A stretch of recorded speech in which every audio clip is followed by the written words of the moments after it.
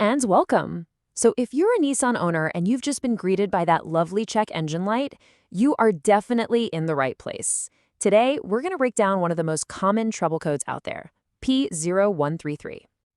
You know the feeling, right? You're just driving along, minding your own business, and then bam, that little orange engine symbol pops up on the dash, and your heart just sinks a little bit because you're immediately wondering, okay, what's wrong now, and what's this going to cost me? But look, a code isn't just a warning, it's actually a message. It's a clue, and if your code scanner is pointing to P0133, we're going to translate that message for you, plain and simple. We'll get into what it means, what's causing it, and most importantly, how to get it fixed. Okay, let's dive in. So what is your car actually trying to tell you with this code? Well, it all points to one really important little component that's part of your exhaust system. The main player here is what's called the air-fuel ratio sensor, specifically sensor 1. And the best way to think about it is like it's your car's nose. No, really. It's constantly sniffing the exhaust fumes to see how much oxygen is in there. That info tells the engine's computer how well it's burning fuel. And that gets us to the core of the problem. P0133 means that little nose has gotten, well, lazy. It's gotten sluggish. It isn't sending its sniff report back to the car's computer fast enough, and that delay means the computer is trying to adjust the fuel mix based on old news, which can just throw the whole system out of whack. And this isn't just some abstract code on a screen. You'll actually feel this when you're driving. You might notice your car is stalling when it shouldn't, or maybe you're filling up the gas tank way more often. Or you just get that general feeling that your car has lost some of its old get up and go. All of these are signs that the engine's air-fuel mixture is off. Okay, so we know the sensor is slow, but why? What's causing the problem? Well, let's put on our detective hats because there are 4 primary culprits we need to investigate. Now, the most likely causes can be anything from something super simple, like a bad electrical connection, to the sensor itself being faulty.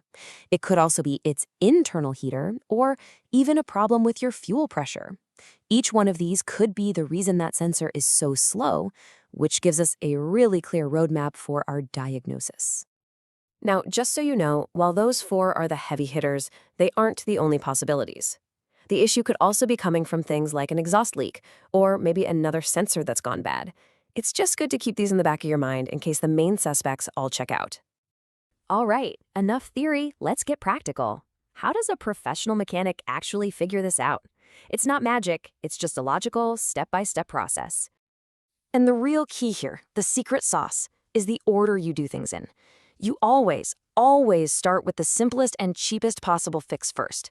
That means you're going to check the wiring long before you start buying expensive new parts. Trust me, it's the fastest and most cost-effective way to a repair. So step 1, and this is absolutely crucial. Just look. Get your eyes and a flashlight on the sensor's wiring and its connector. Are you seeing any green gunk from corrosion? Any wires that look frayed or melted? Is the plug just a little bit loose? Seriously, this right here could be the entire problem. Okay, so what if the wiring looks perfect? Then your investigation moves on to the sensor itself. Now this sensor has a tiny little heater inside it. Its only job is to get the sensor up to temperature really fast when you start the car. Because see, the sensor can't do its job accurately until it's hot. If that heater fails, the sensor stays cold for too long, and boom, you get a slow response code. And if you've checked the wiring and you've even put in a new sensor and that light still comes back on, well, it's time to check our last main suspect, fuel pressure. For this, you or your mechanic will need a fuel pressure gauge to see if the engine is getting the right amount of fuel. Too much or too little can also make that sensor act up. So, we've walked through the code, we've lined up the suspects, and we've got a solid repair plan. Let's kind of zoom out for a second and focus on the most important takeaway here. I think this quote from our source material really says it all. This code is not some deep, dark automotive mystery. It is a known issue with a very clear path to a solution.